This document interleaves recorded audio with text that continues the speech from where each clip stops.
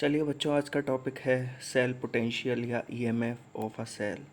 तो देखिए बच्चों, जो इलेक्ट्रोकेमिकल सेल होता है उसमें एक एनोड होता है और दूसरा कैथोड होता है।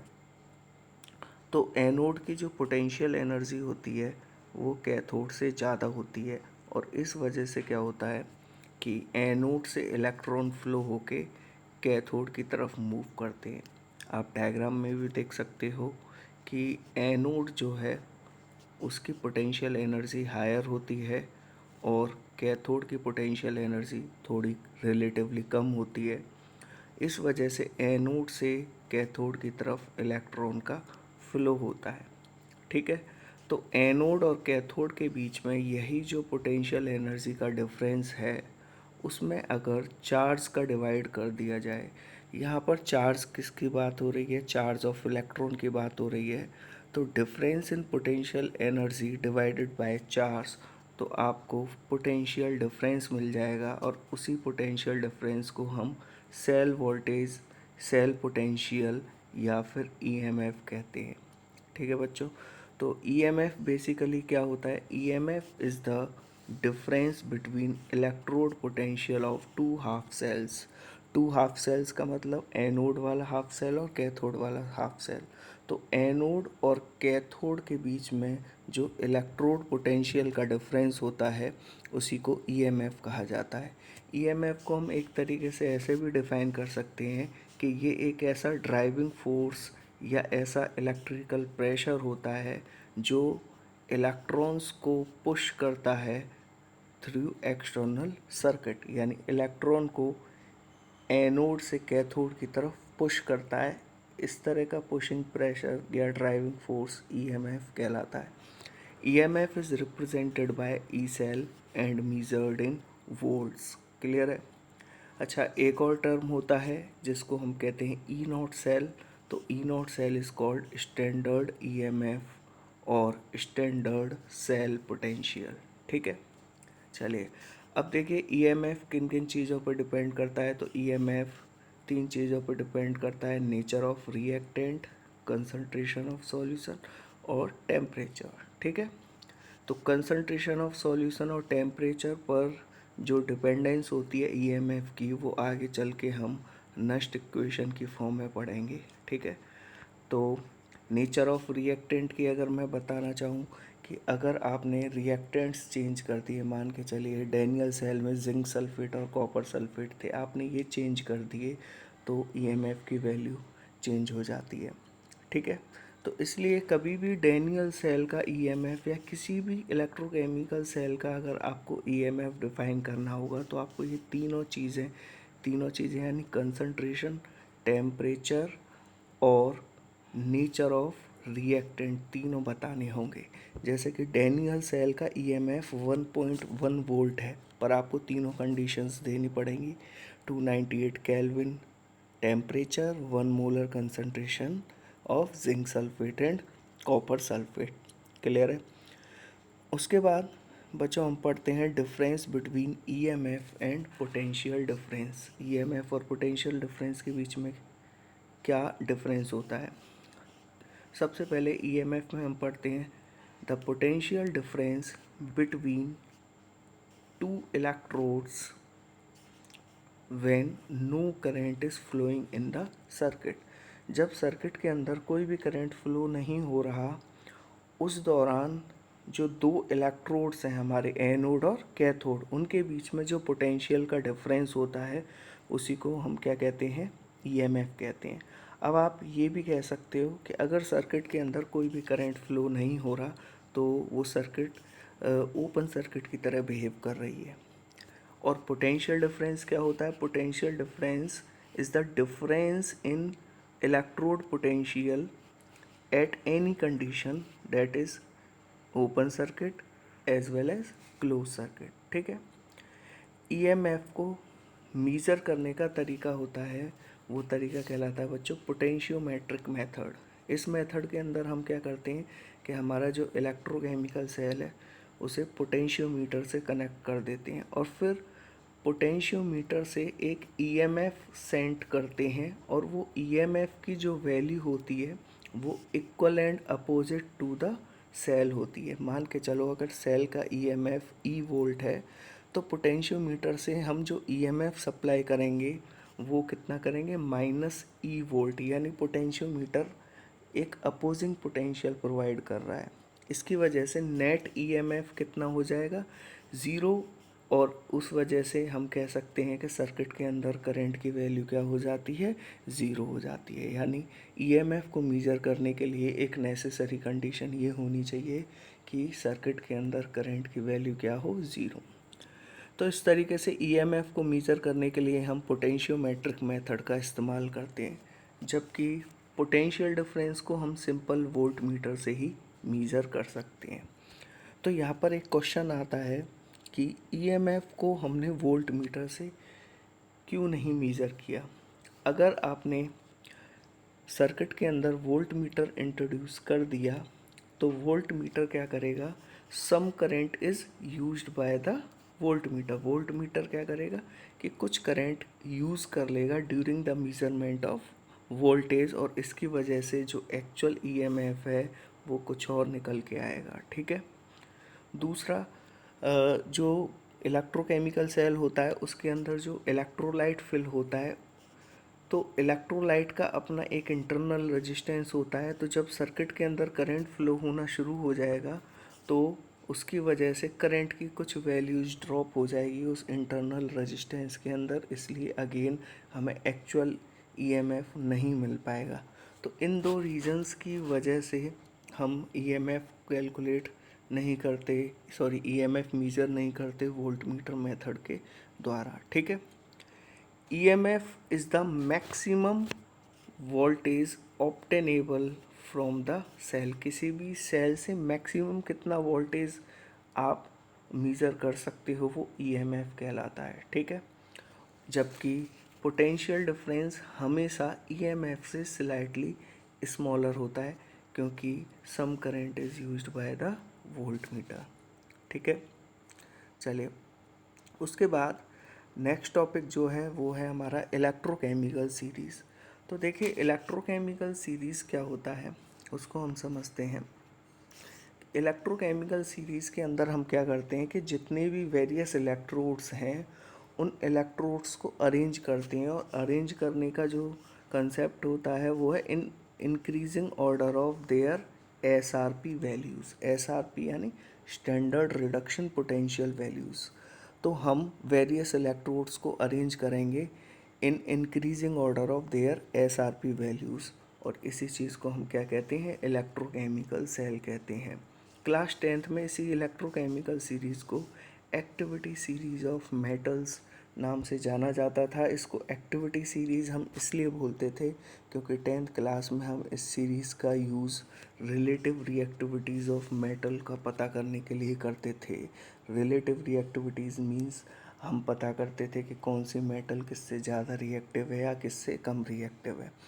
तो यहाँ पर मैंने एक इलेक्ट्रोकेमिकल सीरीज़ बनाई है, और इलेक्ट्रोकेमिकल सीरीज़ के अंदर यहाँ पर मैंने वेरियस इलेक्ट्रोड्स ले रखे हैं, that is lithium, sodium, barium, calcium.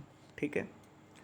ये सभी इलेक्ट्रोड्स हैं। ये मैंने यहाँ पर पूरी रिडक्शन रिएक्शन लिख रखी है, और उनके सामने उनकी एसआरपी वैल्यूज़ हैं। जैसे लिथियम की एसआरपी वैल्यूज़ -3.05 वोल्ट है, जबकि पोटेशियम की एसआरपी वैल्यू -2.93 वोल्ट है। यानी जब हम ऊपर से नीचे की तरफ चल रहे हैं तो एसआरपी वैल्यूज़ क्या हो रही हैं, इंक्रीज़ हो रही हैं। ठीक है। और ये इंक्रीज़ होते होते जब हाइड्रोजन पर आते हैं हम तो उसकी वैल्यू ज़ीरो हो जाती है, यानी माइनस से चले और ज़ीरो पे आ गए। उसके बाद हाइड्रोजन के बाद जितने भी इलेक्ट्रोड्स हैं like copper, iodine, silver, mercury, इन सब के इलेक्ट्रोड पोटेंशियल जीरो से ज़्यादा हो जाएंगे, यानी कि पॉजिटिव हो जाएंगे। क्लियर है यहाँ तक।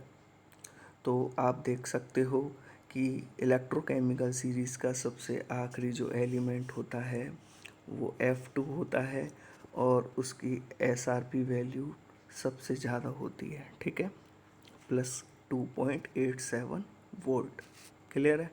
अब ये इलेक्ट्रोकेमिकल सीरीज़ हम क्यों पढ़ रहे हैं, इसकी क्या एप्लीकेशंस हैं, उसके बारे में हम पढ़ते हैं। तो एप्लीकेशंस ऑफ इलेक्ट्रोकेमिकल सीरीज़, सबसे पहली एप्लीकेशन जो है वो है in the determination of reactivity of element. हम एलिमेंट्स की रिएक्टिविटी के बारे में पता कर सकते हैं इलेक्ट्रोकेमिकल सीरीज़ से। और वो कैसे पता कर सकते हैं, देखिए अगर बात रिएक्टिविटी की है तो रिएक्टिविटी को हम दो पार्ट में डिवाइड कर सकते हैं, reactivity of metals and reactivity of non metals. What do you mean by reactivity of metals? It is a ease to give up electron, यानी इलेक्ट्रॉन देने की टेंडेंसी या इलेक्ट्रॉन देने की आसानी। जो जितनी आसानी से इलेक्ट्रॉन देगा वो ज़्यादा मेटलिक प्रॉपर्टी रखेगा, ज़्यादा रिएक्टिव होगा। और नॉन मेटल का मतलब है ease to accept electron, electron gain करने में आसानी। जो भी एटम इलेक्ट्रॉन आसानी से गेन करेगा वो ज़्यादा रिएक्टिव नॉन मेटल होगा, और जो भी एटम आसानी से इलेक्ट्रॉन देगा वो एटम ज़्यादा रिएक्टिव मेटल होगा। ठीक है। अच्छा, तो यहाँ पर गिव अप इलेक्ट्रॉन की बात हो रही है, इलेक्ट्रॉन देने की बात हो रही है। तो मैंने आपको बताया था स्टैंडर्ड ऑक्सीडेशन पोटेंशियल के बारे में कि स्टैंडर्ड ऑक्सीडेशन पोटेंशियल क्या होता है, it is a tendency to give electron. इसलिए स्टैंडर्ड ऑक्सीडेशन पोटेंशियल सीधे सीधे रिलेट कर जाता है मेटल की रिएक्टिविटी से। और वो कैसे कि स्टैंडर्ड ऑक्सीडेशन पोटेंशियल जितना ज़्यादा होगा रिएक्टिविटी ऑफ मेटल उतनी ही ज़्यादा होगी। जैसा कि मैंने आपको पहले ही बताया था, स्टैंडर्ड ऑक्सीडेशन पोटेंशियल का मतलब है टेंडेंसी टू गिव इलेक्ट्रॉन। तो अगर मैं ये कहता हूँ कि स्टैंडर्ड ऑक्सीडेशन पोटेंशियल ज़्यादा है तो इसका मतलब इलेक्ट्रॉन देने की टेंडेंसी ज़्यादा है, और जितनी ज़्यादा टेंडेंसी होगी इलेक्ट्रॉन देने की, मेटल्स की रिएक्टिविटी उतनी ही ज़्यादा हो जाती है। तो सीधे सीधे हम कह सकते हैं कि reactivity of metal is directly proportional to standard oxidation potential. ठीक है। अच्छा, ऑक्सीडेशन पोटेंशियल और रिडक्शन पोटेंशियल के बीच में जो रिलेशन होता है वो ये होता है कि standard reduction potential is equal to negative of standard oxidation potential. इसलिए रिएक्टिविटी ऑफ मेटल को अगर मैं स्टैंडर्ड रिडक्शन पोटेंशियल से कनेक्ट करूं तो वो इनवर्सली प्रोपोर्शनल हो जाएगा। तो ये बात समझ में आ गई होगी आपको अच्छे से।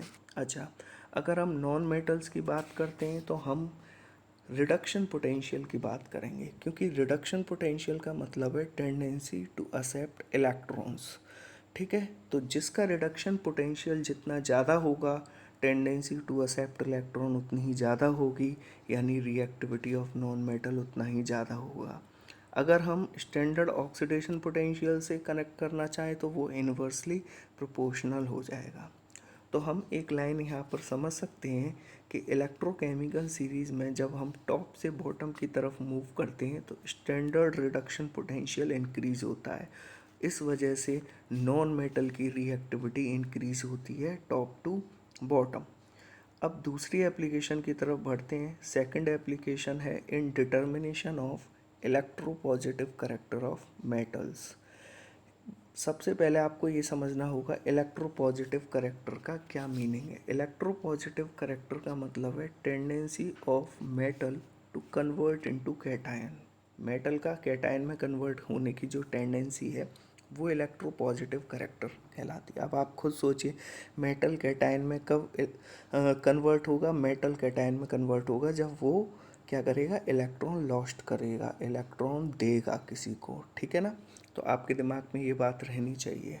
अब देखिए इलेक्ट्रोकेमिकल सीरीज़ के अंदर जब हम चलते हैं टॉप टू बॉटम तो ऑक्सीडेशन पोटेंशियल घटता है। ऑक्सीडेशन पोटेंशियल घटने का मतलब है tendency to give electron decrease होगा, और tendency to give electron decrease होगा तो इलेक्ट्रोपॉजिटिव करेक्टर सीधे सीधे डिक्रीज़ हो जाएगा। क्योंकि इलेक्ट्रोपॉजिटिव करेक्टर क्या होता है, tendency of metal to convert into cation, यानी tendency of metal to give up electrons. ठीक है। तो इसका मतलब ये हुआ कि electropositive character is directly proportional to standard oxidation potential and inversely proportional to standard reduction potential. Clear है।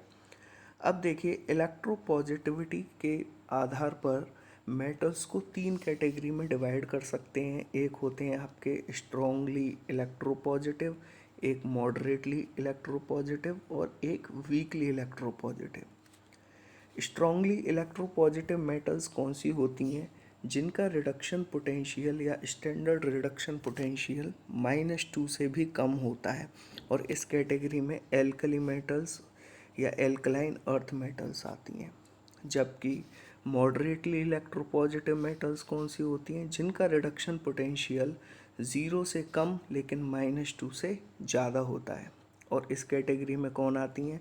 जो इलेक्ट्रोकेमिकल सीरीज़ में एल्कली और एल्कलाइन अर्थ मेटल से नीचे होती हैं लेकिन हाइड्रोजन से ऊपर। वीकली इलेक्ट्रोपॉजिटिव में क्या होता है कि जिनका reduction potential standard reduction potential 0 से ज़्यादा होता है, यानी जिनकी एसआरपी वैल्यू पॉजिटिव होती है, वो वीकली इलेक्ट्रोपॉजिटिव होती हैं। और इस कैटेगरी में कौन आते हैं? जो इलेक्ट्रोकेमिकल सीरीज़ में हाइड्रोजन से नीचे होती हैं, जैसे कि कॉपर, सिल्वर, गोल्ड, ये सभी इस कैटेगरी के अंदर आते हैं। क्लियर है? उसके बाद अब हम थर्ड एप्लीकेशन की तरफ बढ़ते हैं। हमारी थर्ड एप्लीकेशन है in the study of displacement reactions.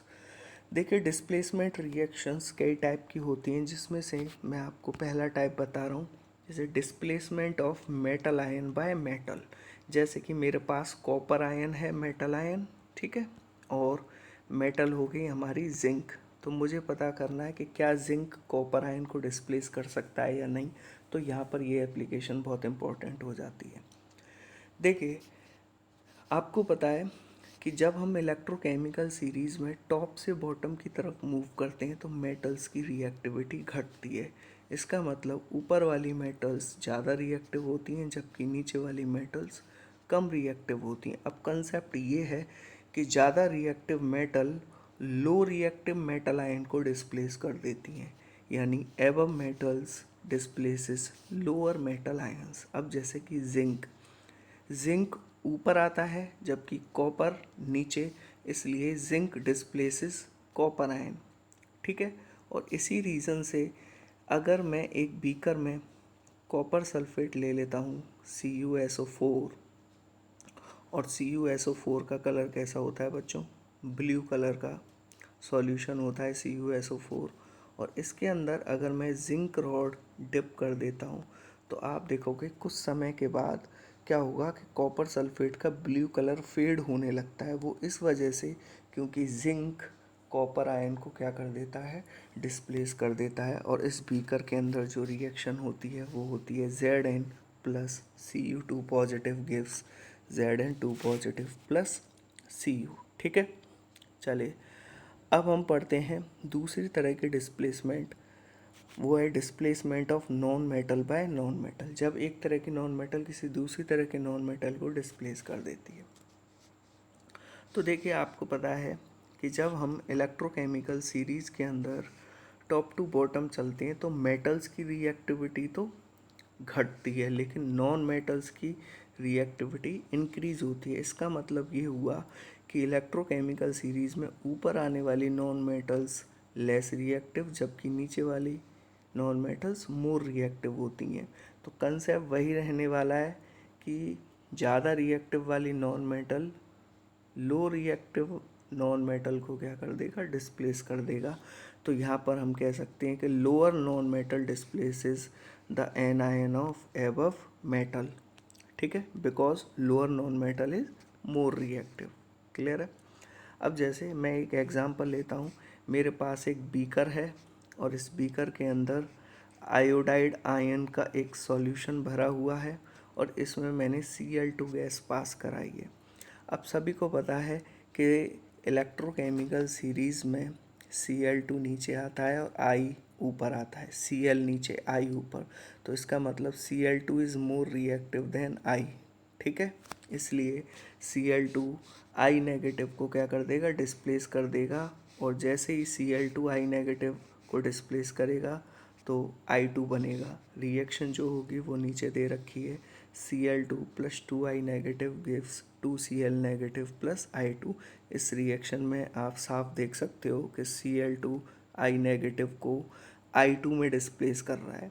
वैसे तो I नेगेटिव का जो सॉल्यूशन है, आयोडाइड आयन का जो सॉल्यूशन होता है वो कलरलेस होता है, लेकिन आयोडीन फॉर्म होने की वजह से फिर ये वायलेट कलर का होना शुरू कर देता है, because iodine vapours are violet in colour. ठीक है। उसके बाद नेक्स्ट जो हमारी डिस्प्लेसमेंट रिएक्शन है वो भी बहुत इंपॉर्टेंट है, displacement of hydrogen from N acid by metals. कुछ मेटल्स ऐसी होती हैं जो एसिड में से हाइड्रोजन को डिस्प्लेस कर देती हैं, लेकिन सभी मेटल्स ऐसा नहीं करती। केवल वही मेटल्स जो इलेक्ट्रोकेमिकल सीरीज़ में हाइड्रोजन से ऊपर आती हैं, वही मेटल्स एसिड के साथ रिएक्ट करके हाइड्रोजन गैस रिलीज़ कर सकती हैं। जैसे कि जिंक इलेक्ट्रोकेमिकल सीरीज़ में हाइड्रोजन से ऊपर आती है, इसलिए ये डाइल्यूट एसिड के साथ रिएक्ट करके हाइड्रोजन गैस रिलीज़ कर रही है। जबकि जो हाइड्रोजन से नीचे आने वाली मेटल्स हैं जैसे कि कॉपर, वो डाइल्यूट एसिड के साथ रिएक्ट करके हाइड्रोजन गैस रिलीज़ नहीं कर पाती। चौथी तरह की जो डिस्प्लेसमेंट रिएक्शन है वो है displacement of H2 from H2O by metals. कुछ मेटल्स ऐसी होती हैं जो वाटर में से H2 गैस को डिस्प्लेस कर देती हैं। उन मेटल्स में से ये सारी मेटल मैंने लिस्ट कर दी हैं, आप इन्हें आराम से देख सकते हो, लिथियम से लेके और आयरन तक। इनमें स्लाइटली डिफरेंस सिर्फ इतना है कि लिथियम से लेके और सोडियम तक ये ऐसी मेटल्स होती हैं जो वाटर को डिकम्पोज कर देती हैं ऑर्डिनरी टेम्परेचर पे और हाइड्रोजन गैस रिलीज़ करती हैं। जबकि ये नीचे वाली जो मेटल्स हैं ये वाटर को डिकम्पोज करती हैं एट हायर टेम्परेचर। और इवन आयरन की बात करें तो आयरन स्टीम को डिकम्पोज करता है, यानी very high temperature is required. Last जो एप्लीकेशन है हम उसकी तरफ बढ़ते हैं, और लास्ट एप्लीकेशन है that is in the study of stability of metal oxides. यहाँ पर हम स्टेबिलिटी ऑफ मेटल ऑक्साइड्स की बात कर रहे हैं, तो यहाँ पर जो कंसेप्ट हम यूज़ करने वाले हैं वो है electropositive character. Electropositive character metal का जितना ज़्यादा होगा, मेटल ऑक्साइड की स्टेबिलिटी भी उतनी ही ज़्यादा होगी। ऊपर की तरफ एरो का मतलब ज़्यादा, ठीक है, इंक्रीज़। तो सीधे सीधे मेटल ऑक्साइड की स्टेबिलिटी इलेक्ट्रोपॉजिटिव करेक्टर पर डिपेंड करती है। इलेक्ट्रोपॉजिटिव करेक्टर और रिडक्शन पोटेंशियल के बीच में इन्वर्सली प्रोपोर्शनल का रिलेशन होता है, ये बात मैं आपको पहले ही बता चुका हूँ। तो टॉप टू बॉटम जब हम चलेंगे इलेक्ट्रोकेमिकल सेल में, सॉरी इलेक्ट्रोकेमिकल सीरीज़ में, तो टॉप टू बॉटम चलने पर स्टैंडर्ड रिडक्शन पोटेंशियल इंक्रीज़ होता है, जिसकी वजह से इलेक्ट्रोपॉजिटिव करेक्टर घटेगा और स्टेबिलिटी ऑफ मेटल ऑक्साइड घटेगी। यानी इलेक्ट्रोकेमिकल सीरीज़ में टॉप से बॉटम की तरफ जब हम चलेंगे तो मेटल ऑक्साइड्स की स्टेबिलिटी डिक्रीज़ होती है। और यही रीज़न है कि सिल्वर, गोल्ड जैसी जो नोबल मेटल्स होती हैं जिनका इलेक्ट्रोपॉजिटिव करेक्टर बहुत कम होता है, इनके metal oxides very less stable होते हैं और ये इजीली डिकम्पोज हो जाते हैं।